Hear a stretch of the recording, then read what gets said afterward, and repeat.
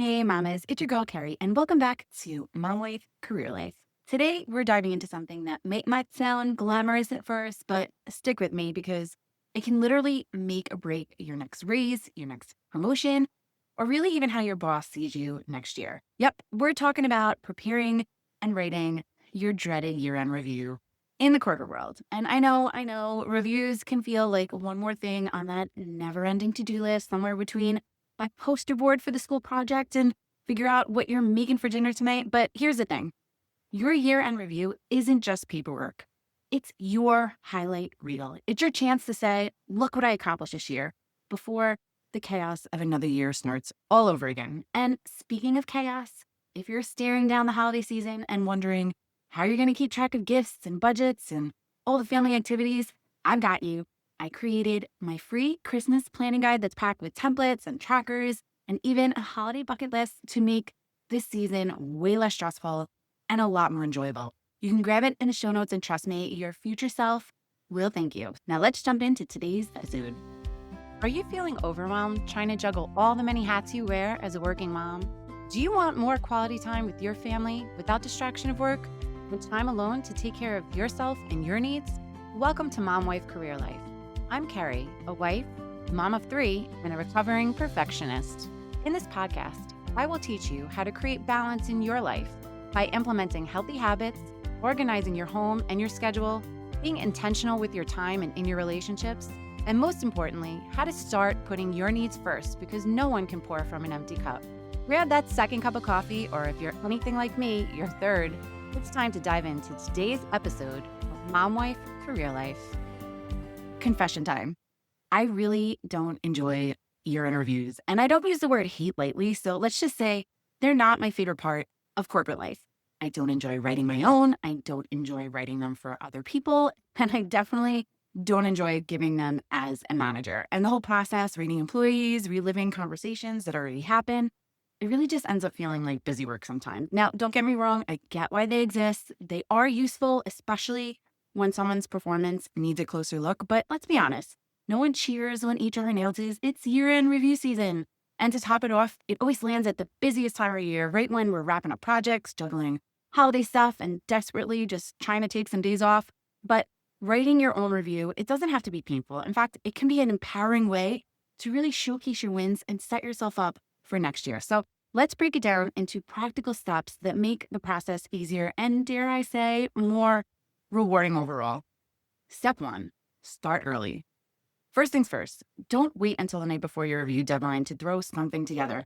Think of your review like the holiday meal. If you don't prep ahead of time, you're going to end up frazzled and wondering why you thought you can cook a turkey in 2 hours and not even defrost it correctly. So I want you to start gathering your notes now. Look back at big projects you might have worked on, some metrics you impacted, maybe sales, revenue, efficiency, savings, client satisfaction, whatever is relevant for the work that you do. And lastly, feedback you received, any emails, any messages, those random compliments in meetings. Keep a running brag file all year long. Trust me, your future self will thank you for this one. And if you didn't do it this year, make sure you start one on January 1st. I track mine in OneNote. I label it the year and then highlights. So this year was 2025 highlights. But if you didn't track it in some way, start with your email archives, your calendars, or your project trackers. Those are gold mines for remembering what you actually did. Also in my OneNotes, I have meeting minutes from when I meet with my manager and things I go over with her. So I've been scrolling through that to get little ideas on all those little projects that I worked on that I kind of forgot about over the year. Number 2, focus on results, not just tasks. Here's the trap so many of us fall into.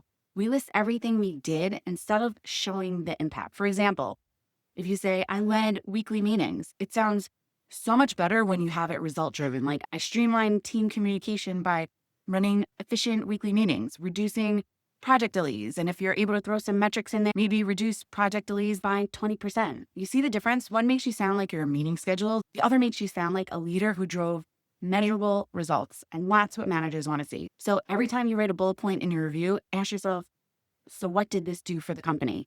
So if you say, I created an onboarding guide, that's your bullet, you're going to follow it with what it impacted. Maybe it reduced new hire onboarding by 2 weeks. You see, adding that last part really highlights the value of the task that you did. Number 3, tell the story of growth.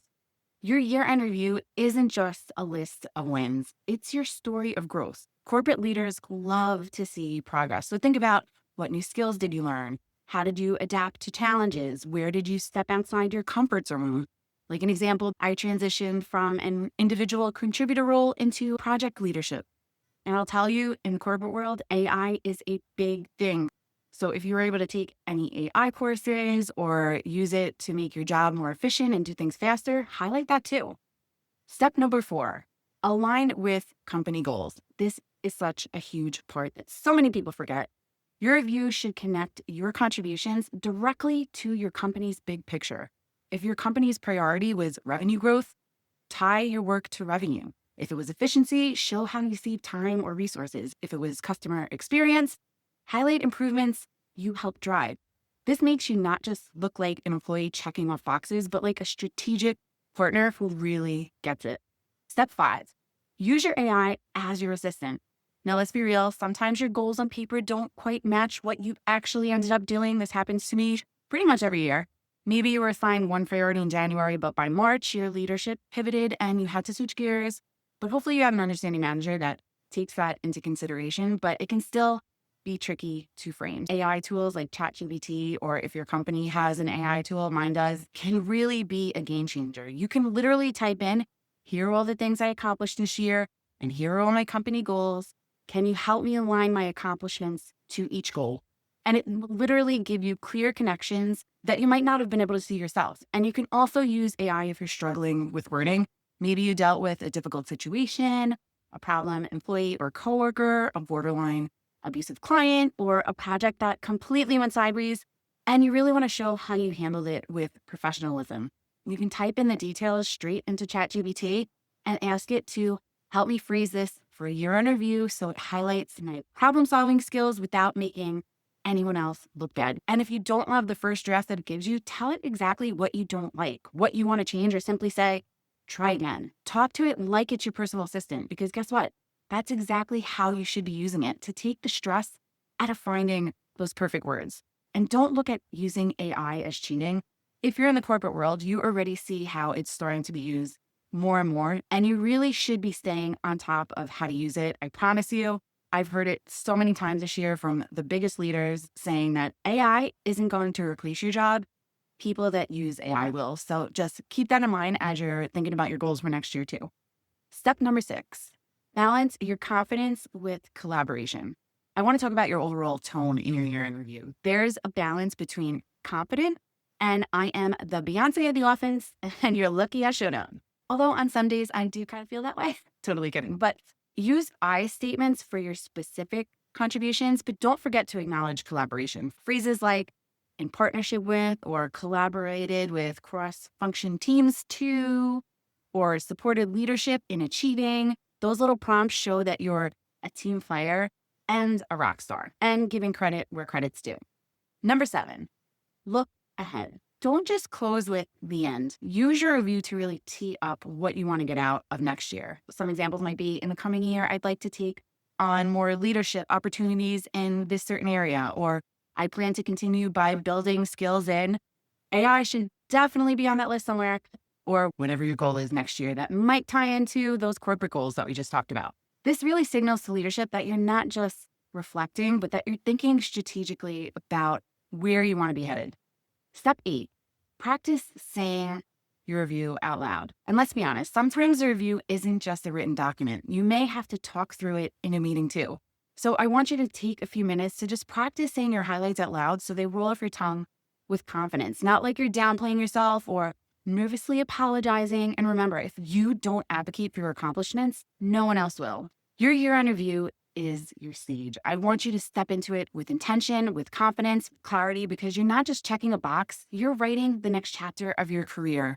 I really hope this episode helps you walk into your next review ready to shine. And if this episode helped you out, share it with another fellow worker mama that has to do a year-end review too. And if you don't already follow the show, take a second and hit that follow button so you never miss another episode. Sending you so much love and light until next time on Mom Wife Career Life with Carrie Pat. Before you go, if you found this podcast helpful, I would be so grateful if you would take a minute, go on over to iTunes and leave me a review. If you have other stressed out mamas in your life that you feel this podcast could help, Take a screenshot of this episode, post it on your Instagram stories, and tag me, and let them know that they are not alone and they can create balance in their life too. If there's a topic you'd like me to cover or you just want to connect, DM me on Instagram at mom.wife.career.life or come on over and hang out in our free Facebook community, Work-Life Balance for Working Moms. Sending you so much love and light until next time on Mom Wife Career Life with Carrie Pat.